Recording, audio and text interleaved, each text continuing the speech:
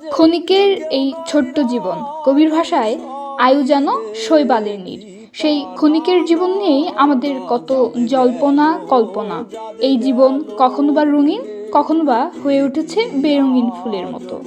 সেই ছোট্ট জীবন নিয়েই আমাদের মাঝে কতই না জাত পাত ধর্ম উঁচু নিচু নিয়ে কতই না বৈষম্য, কতই না বাহানা, কতই না কূটনীতি করি নিম্ন শ্রেণীর মানুষদের ওপর। চলুন আজ আমরা এই নিম্ন শ্রেণীর মানুষদের জীবনযাপন নিয়ে কিছু কথা শুনি। গেল জাত গেল বলে কি আজ কারখানা, সত্য কাজে কেউ নয় রাজি, সবই দেখি তা না না। সমাজে আমরা প্রায় নিম্ন শ্রেণী বলে কিছু মানুষদের আলাদা করে দেখি। কামার কুমার জেলে চাষা দিনমজুর এরা আমাদের চোখে ছোট হয়ে থাকে, কিন্তু বাস্তব সত্য হলো এদের ছাড়া আমাদের দৈনন্দিন জীবন এক মুহূর্তও চলতে পারে না। তবুও আমরা তাদের অবহেলা করি, তাদের প্রাপ্য সম্মানটুকু আমরা দেই না। এটাই আমাদের ভুল ধারণা। একজন কৃষক মাঠে ঘাম ঝরিয়ে ফসল ফলায়, যার ফলে আমাদের খাবারের ব্যবস্থা হয়। একজন জেলে নদী সাগর পাড়ি দিয়ে জীবনের ঝুঁকি নিয়ে মাছ ধরেন। কামার লোহা দিয়ে প্রয়োজনীয় যন্ত্রপাতি তৈরি করে, আর কুমার মাটির জিনিসপত্র তৈরি করে আমাদের জীবনযাপন সহজ করে তুলেছে।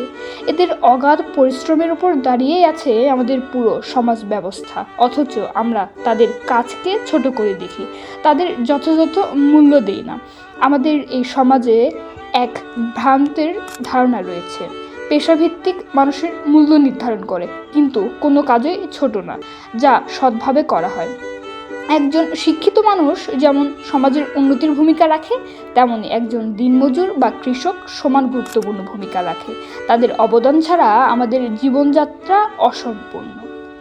দুঃখজনক বিষয় হলো আমরা অনেক সময় তাদের সঙ্গে খারাপ ব্যবহার করি। তাদের সম্মানটুকু তো দেওয়া দূরের কথা, তাদের সাথে ভালো ব্যবহারটুকু করি না।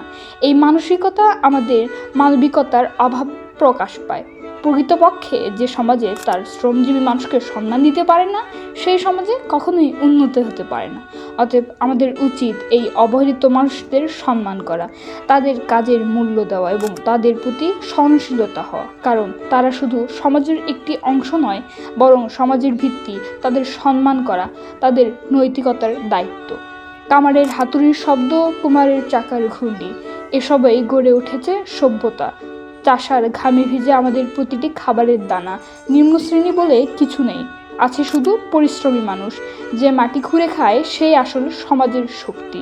সমাজের যাদের আমরা নিম্ন শ্রেণী বলি, আর আসলে তারাই প্রকৃতপক্ষে পরিশ্রমী মানুষ, তারাই প্রকৃতপক্ষে মানুষ।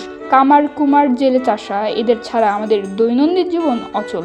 তাদের ঘাম আর পরিশ্রমে গড়ে ওঠে আমাদের জীবনযাত্রা। তাই আসুন আমরা জাত পাত উঁচু নিচু ধর্ম সব কিছু ভেদ করে, বৈষম্যকে দূর করে সবাই একসঙ্গে বসবাস করে সুন্দর একটি সুষ্ঠু সমাজ গঠন করি।